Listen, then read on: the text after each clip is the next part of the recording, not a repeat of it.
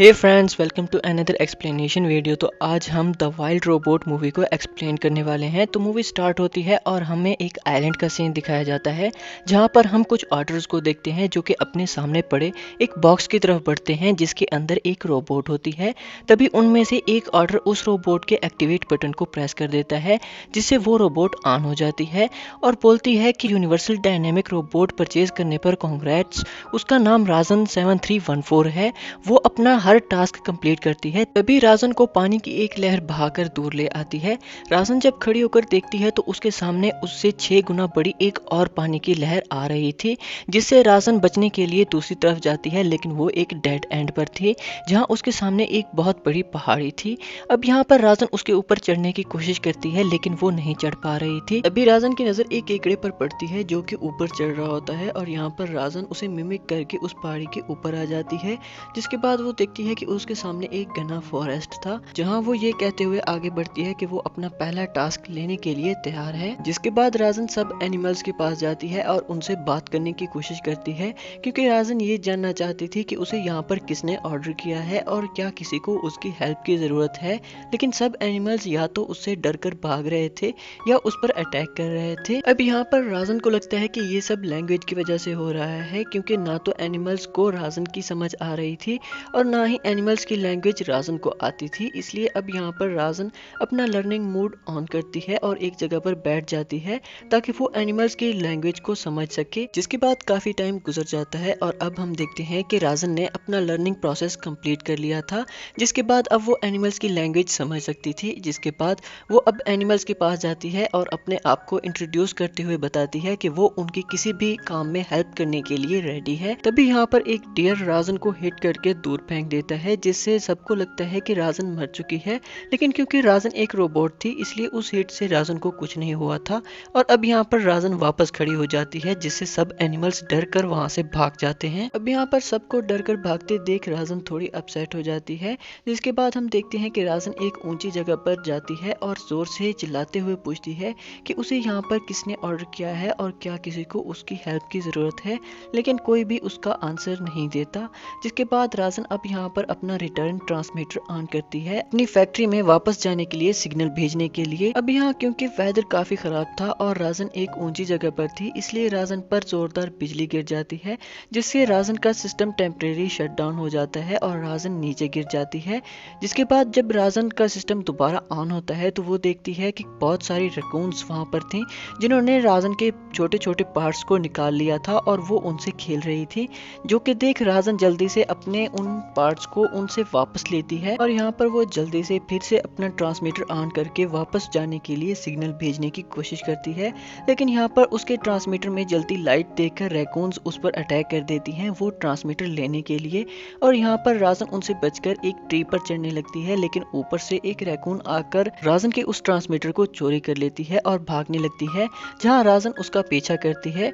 वो रैकून भागते हुए दूर एक केव में आकर छुपती है जहां राजन भी उसका पीछा कर रही थी। लेकिन राजन देखती है कि वो रैकून डरकर वो ट्रांसमीटर उसी केव में छोड़कर भाग जाती है। अब यहाँ पर राजन को समझ नहीं आती कि वो रैकून किससे डरकर भाग रही है, इसलिए वो इस बात पर ध्यान ना देते हुए अपना ट्रांसमीटर उठाती है।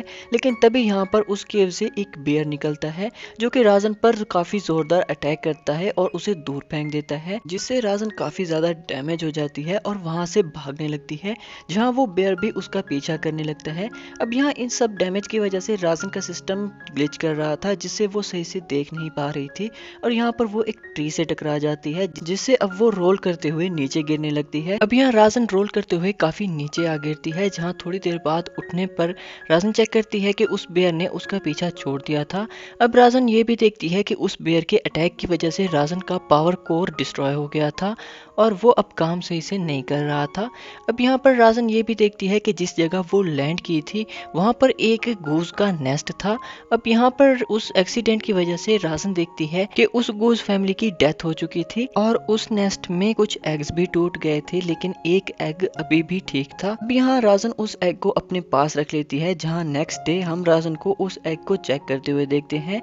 तभी एक फॉक्स उस एग को चोरी करने की कोशिश करती है जहाँ राजन उस फॉक्स का पीछा करने होने लगती है। वो फॉक्स भागते हुए एक पॉर्क्यूपाइन से टकरा जाता है और वो एग उससे गिर जाता है। राजन यहाँ पर उस एग को उठा लेती है और अपने पास रख लेती है। अब यहाँ राजन देखती है कि उस फॉक्स को कुछ थॉर्न्स लग गए थे, इसलिए वो उस फॉक्स को पकड़कर उन थॉर्न्स को निकाल देती है और उसके बाद उस फॉक्स को छोड़ देती है। तभी वो एग जो कि राजन के पास था वो क्रैक होने लगता है, जो कि देख राजन जल्दी से उसे अपने हाथों में बंद कर लेती है ताकि वो क्रैक ना हो। लेकिन जब वो अपने हाथ खोलती है तो वो एग टूट जाता है और उससे एक गॉसलिंग निकलता है। अब यहाँ पर राजन उस गॉसलिंग को करीब से देखने के लिए अपना हेड उसके पास लाती है, लेकिन वो गॉसलिंग उसे प्यार करने लगता है, जो कि सच में इस मूवी का क्यूटेस्ट मोमेंट है। अब यहाँ पर राजन उस गॉसलिंग को नीचे छोड़ देती है और बोलती है कि उसने अपना टास्क कंप्लीट कर दिया है, जिसके बाद वो अपना ट्रांसमीटर निकालती है और बोलती है कि उसके वापस जाने का समय हो गया है और अपना ट्रांसमीटर हेड पर लगाते हुए सिग्नल भेजने की कोशिश करती है। लेकिन वहाँ पर सिग्नल स्ट्रेंथ काफी वीक थी, इसलिए वो हायर ग्राउंड पर जाने लगती है, जहाँ वो गॉसलिंग भी अब राजन का पीछा करने लगता है। थोड़ी दूर जाने पर राजन को सिग्नल्स मिल जाते हैं, जिस पर वो ट्रांसमीटर ऑन करती है, लेकिन तभी वो गॉसलिंग उसके हेड पर चढ़कर वो ट्रांसमीटर तोड़ देता है। अब यहाँ पर राजन काफी परेशान हो जाती है, क्योंकि उसे समझ नहीं आ रही थी कि वो बेबी गॉसलिंग उससे क्या चाहता है। तभी यहाँ पर राजन एक पिंक टेल नाम की मदर ओपासम से मिलती है, जो कि अपने बेबीज के साथ वहाँ से जा रही होती है। अब यहाँ पिंक टेल राजन से पूछती है कि क्या वो बेबी गॉसलिंग उसका है, जिस पर राजन कहती है कि नहीं, वो उसे स्टॉक कर रहा है, उसने उसके सिंपल टास्क मुश्किल बना दिए हैं और उसे समझ नहीं आ रही कि वो बेबी गॉसलिंग उससे क्या चाहता है। जिस पर पिंक टेल कहती है कि बेबीज ऐसे ही होते हैं, वो आसान से टास्क को मुश्किल बना देते हैं, लेकिन जितना उसे समझ आ रही है उस बेबी के लिए अब वो उसकी मदर है। अब यहाँ पर राजन कहती है कि उसे मदर बनने के लिए प्रोग्राम नहीं किया गया है और बिना किसी साइन टास्क के वो कोई काम नहीं कर सकती। बिना किसी टास्क के उसका नेक्स्ट काम फैक्ट्री वापस जाना है, जिस पर पिंक टेल कहती है कि अब इस बेबी का ख्याल रखना ही उसका नेक्स्ट टास्क है।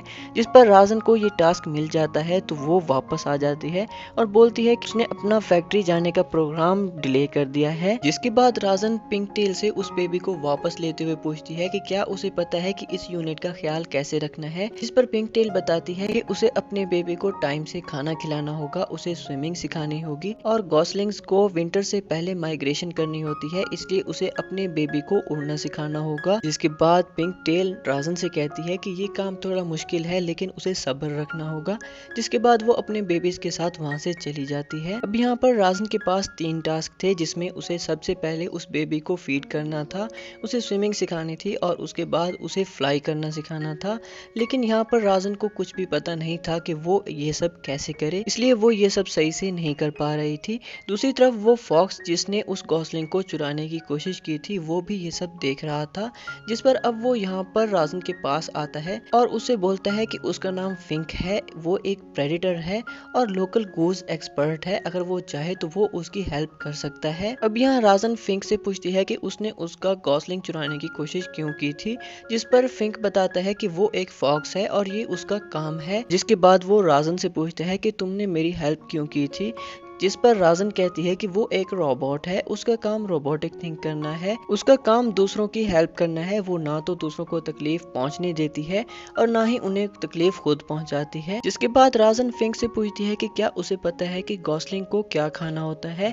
अब यहाँ पर राजन को क्योंकि ये सब नहीं पता था, इसलिए इस बात का फिंक फायदा उठाता है और वो राजन से वो सब चीजें हंट करवाता है जो कि वो खुद खाना चाहता था। जिसके बाद जब फिंक अपना पेट फुल कर लेता है तो वो गॉसलिंग के लिए एक जगह से कुछ कीड़े निकाल देता है, जो कि वो गॉसलिंग जल्दी से खाने लगता है। अब यहाँ पर राजन ये देखकर खुश हो जाती है, क्योंकि उसने अपना पहला टास्क कंप्लीट कर लिया था। अब यहाँ राजन अपना पावर कोर चेक करने लगती है, जो कि देख फिंक उससे पूछता है कि वो क्या है, जिस पर राजन बताती है कि वो उसका पावर कोर है जो कि डिस्ट्रॉय हो चुका है और उसके बगैर उसे बैटरीज और सोलर पावर पर गुजारा करना पड़ता है। अब यहाँ राजन ये भी कहती है कि उसे एक ट्रांसमीटर की भी जरूरत है, क्योंकि उसका अपना ट्रांसमीटर खराब हो चुका है। अब यहाँ फिंक कहता है कि जब उन्हें कोई नेक्स्ट नया रोबोट मिलेगा तो वो उसे डिस्ट्रॉय करके उससे ये चीजें ले लेंगे। लेकिन यहाँ पर राजन कहती है कि वो ऐसा नहीं करेंगे, क्योंकि उसकी प्रोग्रामिंग उसे ऐसी चीजों से रोकती है। रोबोट्स की प्रोग्रामिंग ऐसी है कि ना तो वो किसी को हार्म करते हैं और ना ही किसी को किसी दूसरे को हार्म करने देते हैं। अब यहाँ फिंक कहता है कि उसे ये चीज समझना होगी कि यहाँ पर चीजें कैसे काम करती हैं। हर कोई यहाँ पर सर्वाइव करने की कोशिश कर रहा है, इसलिए यहाँ सब खुद सर्वाइव करने के लिए दूसरे दूसरे को मारते हैं। जिसके बाद फिंक पूछते हैं कि उसे वो गॉसलिंग मिला कहाँ से, जिस पर राजन बताती है कि उसने एक्सीडेंटली एक गूज फैमिली डिस्ट्रॉय कर दी थी और वो गॉसलिंग उसे वहीं पर मिला था। जिस पर फिंक राजन से कहता है कि उसे ये बात मेंशन नहीं करनी है। जिसके बाद राजन फिंक से पूछती है कि उस गॉसलिंग को स्विम और फ्लाई करने में कितना टाइम लगेगा, जिस पर फिंक राजन के पास आता है और उससे कहता है कि वो गॉसलिंग असल में नॉर्मल नहीं है, वो एक रंट है। अगर उसकी फैमिली बच भी गई होती तो फिर भी वो गॉसलिंग ज्यादा देर तक सरवाइव नहीं कर पाता, इसलिए बेहतर होगा कि वो उस गॉसलिंग के साथ ज्यादा अटैच ना हो। अगर वो चाहे तो उसकी वो सारी प्रॉब्लम सॉल्व कर सकता है उस गॉसलिंग को अभी खाकर, लेकिन राजन उसे ऐसा करने से मना कर देती है। जिसके बाद फिंक राजन से कहता है कि अगर वो चाहती है कि उस बेबी को कोई नुकसान ना पहुंचाए तो उसे उसकी सेफ्टी के लिए एक सेफ प्लेस बनानी होगी। जिस पर राजन अब यहाँ पर उस फॉरेस्ट में लकड़ियां इकट्ठी करने लगती है एक होम बनाने के लिए। इस दौरान वो पैडलर के पास से गुजरते हैं जो कि आइलैंड पर सबसे बड़े ट्री को कट करने की कोशिश कर रहा था, जिसे देख राजन उसके बारे में पूछती है तो फिंक बताता है कि वो ऑब्सेस्ड है उस ट्री से और वो उसको हर रोज काटने की कोशिश करता है और उसका ये ड्रीम है कि उसे वो बड़ा ट्री जो कि इस आइलैंड पर सबसे बड़ा है वो काट कर गिराना है। जिसके बाद राजन फिंक के कहने पर पैडलर के होम को स्कैन करके उसे कॉपी करके एक बहुत बड़ा घर बनाने लगती है, जिसमें वो गॉसलिंग भी राजन की अपने तरीके से हेल्प करने की कोशिश करता है। लेकिन यहाँ पर वो राजन का नाम राजन 7134 नहीं बोल पा रहा था, जिस पर राजन उससे कहती है कि वो सिर्फ उसे रॉज बुला सकता है। तभी फिंक राज से उस गॉसलिंग का नाम रखने का कहता है, जिस पर राज उसे गॉसलिंग 0001 नाम देती है। फिंक राज से कहता है कि उसके नाम में नंबर नहीं होने चाहिए, वो उसे कोई ऐसा नाम दे जो कि पर्सनल हो। जिस पर राज उसे ब्राइट बिल नाम देती है जो कि उस गॉसलिंग को भी काफी पसंद आता है। तभी बाहर जोर से बिजली गरजती है जिससे ब्राइट बिल डर जाता है, जिसकी वजह से अब उसे नींद नहीं आ रही थी। अब यहाँ पर रॉज को पता नहीं था कि उसे क्या करना चाहिए, जिस पर फिंक हेल्प करते हुए ब्राइट बिल को रॉज और उसकी एक छोटी सी फिक्शनल स्टोरी सुनाता है जो कि सुन उसे नींद आ जाती है। जिसके बाद अब काफी टाइम गुजर जाता है और हम देखते हैं कि ब्राइट बिल अब काफी बड़ा हो गया था, जहां वो एक स्क्वायरल से बात करने की कोशिश करता है लेकिन वो डरकर भाग जाती है। तभी वहां रॉज आती है जहां ब्राइट बिल उससे कहता है कि उसका कोई भी फ्रेंड नहीं बनना चाहता, सब उसे डरकर भाग जाते हैं।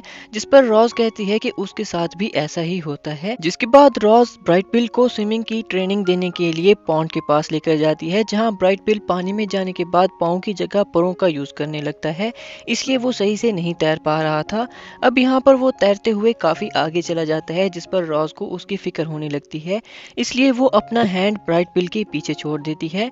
थोड़ी दूर जाने पर ब्राइट बिल को बहुत सारी गूज मिलती हैं, जहाँ उनमें से कुछ ब्राइट बिल को बुली करने लगते हैं और कहते हैं कि रॉज, जिसे वो अपनी मदर समझ रहा है, असल में उसी ने उसकी फैमिली को मारा है और ये बात सबको पता है। अब ये सब रॉज अपने हैंड की हेल्प से दूर खड़ी देख रही थी और वो ब्राइट बिल की हेल्प करने के लिए वहाँ आ जाती है।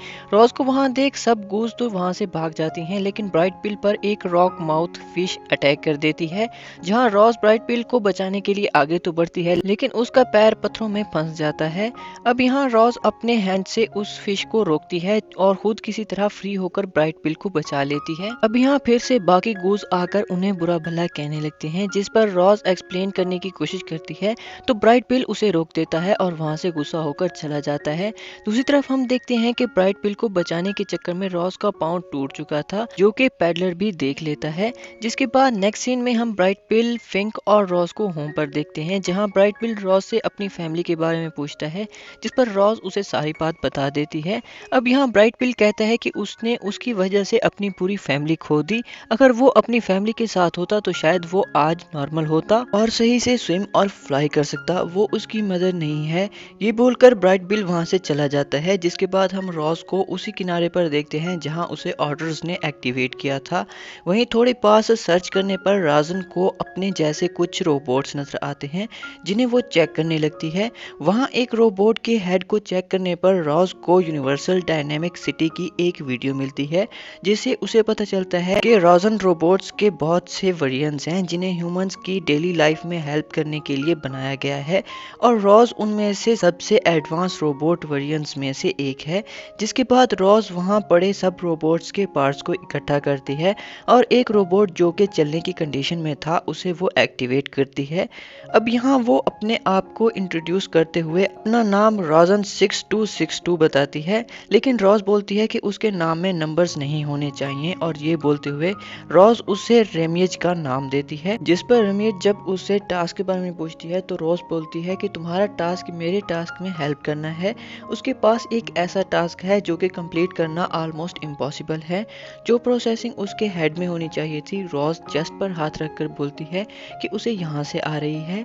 उसे कुछ समझ नहीं आ रही, वो चीज़ें खुद बना रही है।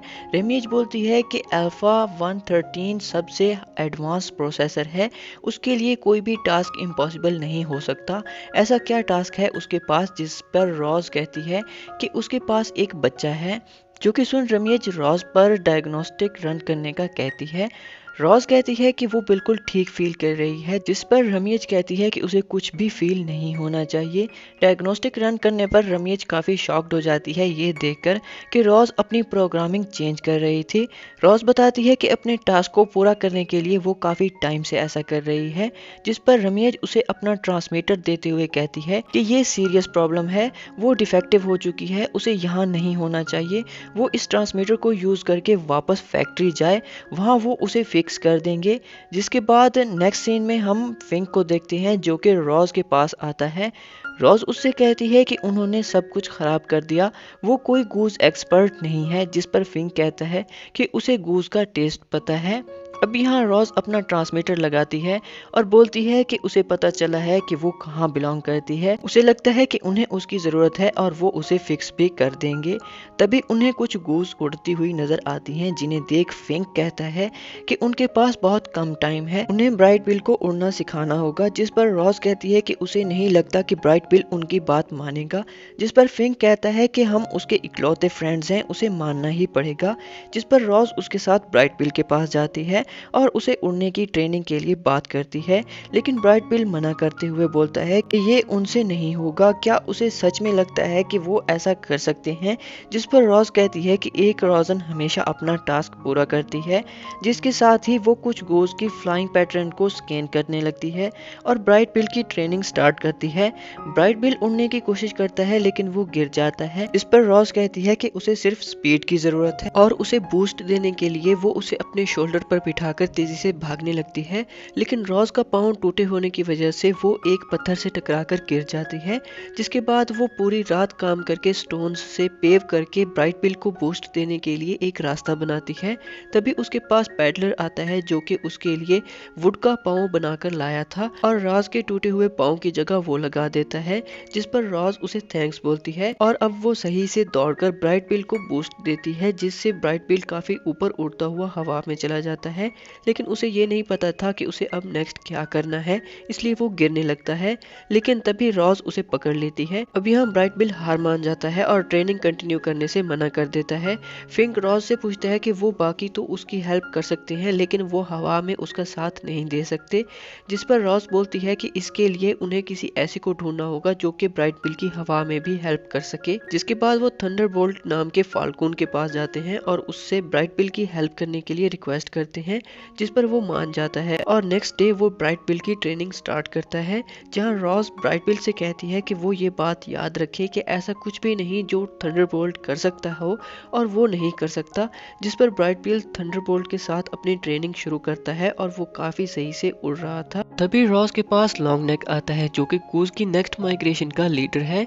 वो रॉज से कहता है कि तुम वाकई तारीफ के लायक हो। वो उन्हें काफी टाइम से देख रहा था। रॉज लॉन्ग नेक से पूछती है कि उन्होंने कब लीव करना है। लॉन्ग नेक बताता है कि 1 वीक के बाद। जिस पर रॉज पूछती है कि क्या ब्राइट बिल तब तक उड़ना सीख पाएगा। लॉन्ग नेक कहता है कि इंड्योरेंस यानी कि वो ब्राइट बिल को बर्दाश्त करना सिखाए। उसे ब्राइट बिल को ये पूरा वीक हवा में रखना होगा, उसका पाँव जमीन पर नहीं लगना चाहिए। ब्राइट बिल यहाँ तक नहीं पहुँच सकता था, ये तुम भी जानती हो। ये उसके लिए बहुत खतरनाक है लेकिन उसके पास एक चांस है। इतना बोलकर लॉन्ग नेक वहाँ से चला जाता है। जहाँ उसकी एडवाइस एडवाइस पर अमल करते हुए रॉस ब्राइट बिल को पूरा वीक सुबह से शाम तक हवा में रखती है और उसे काफ़ी टफ ट्रेनिंग देती है, जहां ब्राइट बिल काफ़ी बार थक जाता है। लेकिन पिंक टेल और फिंक उसे काफ़ी मोटिवेट करते हैं और काफ़ी हार्ड ट्रेनिंग के बाद ब्राइट बिल फाइनली अपने लास्ट डे की ट्रेनिंग भी कंप्लीट कर लेता है। जिसके बाद next day Ross bright bill को लेकर पॉन्ड के पास पहुंचती है, जहां पर सभी गूज माइग्रेशन के लिए तैयार थे। अब यहाँ पर लॉन्ग नेक लीडर होते हुए सभी गूज को माइग्रेशन के रिलेटेड लास्ट स्पीच देकर उन्हें गुड लक बोलता है। जिसके बाद लॉन्ग नेक ब्राइट बिल के पास आता है और उससे बोलता है कि ये उसकी फर्स्ट माइग्रेशन है और किसी भी गूज के लिए उसकी फर्स्ट माइग्रेशन बहुत खास होती है। अगर उसे कोई प्रॉब्लम ना हो तो वो चाहता है कि वो उसका ग्रुप ज्वाइन करे। काफी वक्त हो गया है, उसके ग्रुप में कोई भी यंगस्टर नहीं आया है। जिस पर ब्राइट बिल कहता है कि वो पूरी कोशिश करेगा उनके साथ चलने की। तभी यहाँ पर लॉन्ग नेक रॉस की तरफ देखते हुए ब्राइट बिल से कहता है कि ये उसकी फर्स्ट माइग्रेशन है, जो कि रॉस की तरफ से उसके लिए बहुत ही खास गिफ्ट है। जिस पर ब्राइट बिल कहता है कि वो जानता है, लेकिन लॉन्ग नेक कहता है कि नहीं, वो नहीं समझता। लॉन्ग नेक ब्राइट बिल से कहता है कि क्या यहाँ पर तुम्हें अपने साइज की कोई भी गूज नजर आ रही है। जिस पर ब्राइट बिल इधर उधर देखने लगता है, लेकिन उसके साइज की वहाँ पर कोई भी गूज नहीं थी। अब यहाँ पर लॉन्ग नेक कहता है कि जिस एक्सीडेंट ने उसकी फैमिली उसे छीन ली थी, असल में उस एक्सीडेंट ने उसकी जान बचाई थी। अब यहाँ पर ब्राइट बिल कहता है कि उसने इस बारे में इस तरह से कभी नहीं सोचा और इसके बाद अब ब्राइट बिल को रियलाइज होता है कि रॉस ने उसके लिए क्या कुछ किया है। तभी रॉस लॉन्ग नेक से कहती है कि ब्राइट बिल का ख्याल रखने के लिए बहुत शुक्रिया। जिस पर लॉन्ग नेक रॉस से कहता है कि उससे मिलना उसके लिए एक ऑनर था। जिसके बाद लॉन्ग नेक उड़ते हुए सब गूज को माइग्रेशन स्टार्ट करने का कहता है। अब यहाँ पर ब्राइट बिल रॉस के पास आता है और उससे पूछता है कि जब वो वापस आएगा तो क्या वो वहां पर होगी। जिस पर रॉस कहती है कि नहीं। अब यहाँ पर ब्राइट बिल रॉस से कुछ कहना चाहता था, लेकिन तभी उसे लॉन्ग नेक की आवाज सुनाई देती है। जिस पर ब्राइट बिल रॉस से कहता है कि वो चाहता है कि वो उसे लास्ट बार बूस्ट दे। जिस पर रॉस ब्राइट बिल को अपने शोल्डर पर उठाकर उसे लास्ट बार बूस्ट देती है। जिसके बाद ब्राइट बिल उड़ता हुआ बाकी गूज के साथ चला जाता है। अब यहाँ पर रॉस अचानक से वहां से भागते हुए दूर एक पहाड़ी पर आती है और ब्राइट बिल को उड़ते हुए देखने लगती है। तभी लॉन्ग नेक रॉस को देख लेता है, जो कि ब्राइट बिल को ढूंढ रही होती है। इसलिए ब्राइट बिल को वो अपने साथ लेकर रॉस के पास उड़ते हुए आता है और वापस उड़ते हुए बाकी गूज के साथ चला जाता है। तभी रॉस के पास ब्राइट बिल का उड़ता हुआ एक फेदर आता है, जो कि वो पकड़ लेती है और वहीं पर बैठ जाती है। जिसके बाद हम देखते हैं कि अब विंटर स्टार्ट हो गई थी और रॉस को वहीं पर बैठे हुए काफी टाइम हो गया था। तभी उसके पास फिंक आता है, जो कि उससे पूछता है कि उसने फाइनली अपना टास्क पूरा कर लिया है, इसलिए शायद वो अब खुश होगी। जिस पर रॉस कहती है कि हाँ बिल्कुल, और अब शायद उसके वापस जाने का समय हो गया है। अब यहाँ पर रॉस बैठे हुए फिंक से पूछती है कि आपको कैसे पता चलता है कि आप किसी से प्यार करते हैं। जिस पर फिंक कहता है कि अगर आप किसी से प्यार करते हैं तो आपको उसे बता देना चाहिए।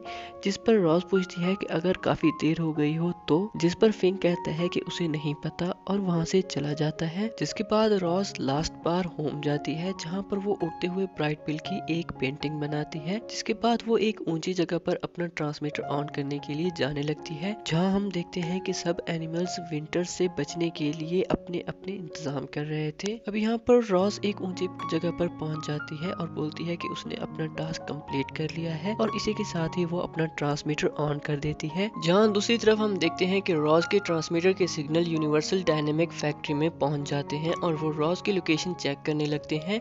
दूसरी तरफ हम ब्राइट बिल और बाकी गूज को देखते हैं, जिनका सफर के दौरान काफी खराब वेदर से सामना होता है और वो कुछ देर के लिए यूनिवर्सल डायनेमिक के एग्रीकल्चर वाले फील्ड्स में उतरते हैं। वहीं पर ब्राइट बिल को एक राजन रोबोट नजर आती है, जिसे वो रॉस समझकर उसके पास चला जाता है, लेकिन वहां और भी रोबोट्स आ जाती हैं और वो गूज को देखकर उन्हें पकड़ने लगती हैं। सब गूज पैनिक कर जाती हैं और इधर उधर उड़ने लगती हैं। ब्राइट बिल उन्हें बताने की कोशिश करता है कि राजन रोबोट्स के प्रोटोकॉल्स उन्हें दूसरों को हार्म करने से रोकती हैं, उन्हें पैनिक करने की जरूरत नहीं, लेकिन कोई उसकी बात पर ध्यान नहीं दे रहा था। तभी लॉन्ग नेक कहता है कि सब रोबोट से डर रहे हैं, लेकिन वो नहीं, क्योंकि वो रॉस के साथ पला बड़ा है। इस वक्त सबको वही यहाँ से निकाल सकता है।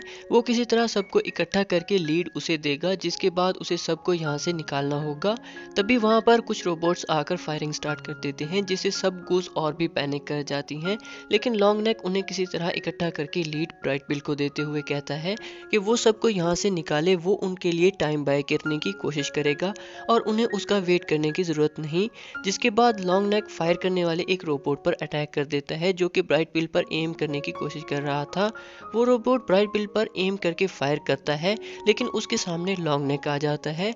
दूसरी तरफ ब्राइट पिल को एक ओपनिंग मिल जाती है जो कि रोबोट्स के फायर करने से ग्लास के टूटने पर बनी थी, और ब्राइट पिल सब गोज को वहां से बाहर लीड करता है। जिसके बाद हम रॉस को देखते हैं जो कि होम वापस जाती है, तो उसे फिंक मिलता है जो कि फायर प्लेस में छुपा हुआ था। फिंक के पूछने पर रॉस बताती है कि वो वापस आ गई है और उसने ट्रांसमीटर ऑफ कर दिया है, क्योंकि चाहे ब्राइट पिल को शायद फर्क ना पड़ता हो, लेकिन वो उसके वापस आने का वेट करेगी, ये देखने के लिए कि वो ठीक है या नहीं। जो कि सुन फिंक हैरानी से पूछता है कि वो ब्राइट पिल के लिए अपनी प्रोग्रामिंग के अगेंस्ट जा रही है। तभी रॉस फिंक से पूछती है कि वो यहाँ क्या कर रहा है, जिस पर फिंक बताता है कि इस बार हद से ज्यादा ठंड पड़ रही है और ये अब तक का वर्स्ट विंटर है। जो कि सुन रॉस पूछती है कि क्या बाकी सब भी खतरे में है, जिस पर फिंक कहता है कि हाँ। अब ये सुन रॉस फिंक को पकड़कर अपने साथ ले जाती है, जहाँ वो सब एनिमल्स को ढूंढने लगते हैं। फिंक कहता है कि नेक्स्ट स्प्रिंग तक पूरा आइलैंड उनका होगा, उन्हें कुछ करने की जरूरत नहीं। रॉस पूछती है कि वो ऐसा क्यों चाहता है। फिंक कहता है कि कोई भी उसे पसंद नहीं करता इसलिए, जिस पर रॉस कहती है कि उसे भी कोई पसंद नहीं करता, लेकिन इस वक्त सिर्फ वही उन्हें बचा सकते हैं। जिस पर फिंक मान जाता है और वो एक एक करके सब एनिमल्स को ढूंढकर होम ले जाते हैं। अब यहाँ रॉस की हालत खराब होने लगती है, जो कि देख फिंक पूछता है कि क्या वो ठीक है, लेकिन रॉस कहती है कि क्या सब आ चुके हैं। फिंक बताता है कि अभी भी एक रह गया है, जो कि असल में वही बेयर था जिसने रॉस पर अटैक करके उसका पावर को डिस्ट्रॉय कर दिया था, लेकिन रॉस उसे भी वहां से निकालकर होम ले आती है। लेकिन वो देखती है कि सब एनिमल्स में फाइट चल रही थी। रॉस के पूछने पर फिंक बताता है कि शिकार और शिकारी एक जगह पर आ गए हैं, इसलिए वो फूड के लिए लड़ रहे हैं। अब यहाँ रॉस की हालत बहुत खराब थी, इसलिए वो फिंक से सबकी हेल्प करने का कहती है, जिस पर फिंक सबको किसी तरह शांत करता है और बोलता है कि वो सब उससे नफरत करते हैं और वो उन सब से नफरत करता है, लेकिन वो सब यहाँ इकट्ठे हैं और उनके पास सिर्फ एक चांस है नेक्स्ट स्प्रिंग देखने के लिए। जो भी उस डोर से बाहर जाएगा मारा जाएगा। उन्हें ये मौका रॉस की वजह से मिला है, जिसे वो मॉन्स्टर कहते थे, उसका मजाक उड़ाते थे और उससे दूर भागते थे। वो सिर्फ अपने बच्चे को पालने की कोशिश कर रही थी, जिसे किसी ने चांस नहीं दिया। तभी रॉस उनसे कहती है कि वो जानती है कि हर कोई गलतियां करता है जो कि उन्हें जिंदा रखती हैं, लेकिन कभी कभार सरवाइव करने के लिए उन्हें अपनी प्रोग्रामिंग से बढ़कर कुछ करना पड़ता है। इसलिए वो चाहती है कि इससे पहले कि वो शट डाउन हो जाए, सब उससे वादा करें कि जब तक वो यहाँ है वो फाइट नहीं करेंगे। अब ये सुन बेयर बोलता है कि वो सही कह रही है, वो जब तक यहाँ है वो किसी को हार्म नहीं करेगा। जो कि सुन बाकी सब भी इस बात पर एग्री करते हैं और इकट्ठे होकर वहां बैठ जाते हैं। जिसके बाद हम देखते हैं कि विंटर गुजर जाता है और स्प्रिंग स्टार्ट होता है, जहां सनलाइट रॉस पर पड़ती है और वो फिर से ऑन हो जाती है और भागते हुए पॉन्ड के पास ब्राइट बिल को ढूंढने के लिए जाती है, जहां उसे ब्राइट बिल नजर आ जाता है जो कि सही सलामत वापस आ गया था। रॉस आगे बढ़ने लगती है, लेकिन ब्राइट बिल को सब गोज हवा में उठा लेते हैं, क्योंकि वो सबको लीड करके वापस ले आया था। जो कि देख रॉस रुक जाती है और बोलती है कि उसे वो जगह मिल गई है जहां वो बिलोंग करता है। तभी ब्राइट बिल के पास फिंक आता है, जहां वो एक दूसरे से मिलकर काफी खुश होते हैं। फिंक ब्राइट बिल से लॉन्ग नेक का पूछता है, जिस पर वो सैड हो जाता है, क्योंकि उसे बचाने के लिए लॉन्ग नेक ने अपने आप को सेक्रीफाइस कर दिया था। फिंक बोलता है कि उसे सैड होने की जरूरत नहीं, ये उसके लिए बहुत बड़ी अचीवमेंट है। रॉस उससे मिलकर बहुत खुश होगी, वो उसके लिए कहीं नहीं गई। जो कि सुन ब्राइट बिल बहुत खुश हो जाता है और रॉस को ढूंढते हुए होम पहुंचता है, लेकिन वो वहां नहीं थी। दूसरी तरफ हम रॉस को देखते हैं, जो कि उस जगह थी जहां उसने ब्राइट बिल को उड़ने की ट्रेनिंग दी थी। तभी हर चीज शेक होने लगती है और रॉस का ट्रांसमीटर अपने आप ऑन हो जाता है। रॉस जब मुड़कर देखती है तो उसके सामने एक बहुत बड़ी शिप आकर रुकती है, जिससे एक ऑक्टोपस जैसे टेंटिकल वाली रोबोट निकलती है, जो कि यूनिवर्सल डायनेमिक की तरफ से आई थी। वो रॉस को अपना नाम वॉन्ड्रा बताती है। वॉन्ड्रा कहती है कि एक बार उसके ट्रांसमीटर के सिग्नल मिलने के बाद फिर से बंद हो गए थे, जैसे किसी ने उन्हें जानबूझकर ऑफ कर दिया हो। उन्होंने उसे बहुत मुश्किल से फाइंड किया है। रॉस कहती है कि सिर्फ उस एक के लिए ये शिप कुछ ज्यादा बड़ी नहीं है, जिस पर वॉन्ड्रा बोलती है कि वो कोई आम रोबोट नहीं है, वो उन 6 रॉजम रोबोट्स में से है जो कि उनकी शिप से खो गए थे। जो कि सुन रॉस को समझ आता है कि वो उस आइलैंड पर पहुंची कैसे। वॉन्ड्रा रॉस की बनाई ब्राइट बिल की ट्रेनिंग वाली जगह देखकर बोलती है कि लगता है कि वो काफी बिजी थी। रॉस कहती है है कि वो बस एक टास्क पूरा कर रही थी। वॉन्ड्रा कहती है कि वो उस जगह कौन सा टास्क पूरा कर रही थी जहाँ कोई चीज़ उससे कम्युनिकेट भी नहीं कर सकती। रोज कहती है कि ये थोड़ा कॉम्प्लिकेटेड है, जिस पर वॉन्ड्रा रोज से बोलती है कि वो सारी डिटेल जानने के लिए बेताब है, वो उनके साथ चले, वो उसे बिल्कुल फिक्स कर देंगे। जिस पर रोज उसके साथ शिप में जाने लगती है, लेकिन तभी वहाँ पर फिंक आ जाता है जो कि रोज से कहता है कि ब्राइट बिल उससे बात करना चाहता है, वो कहाँ जा रही है।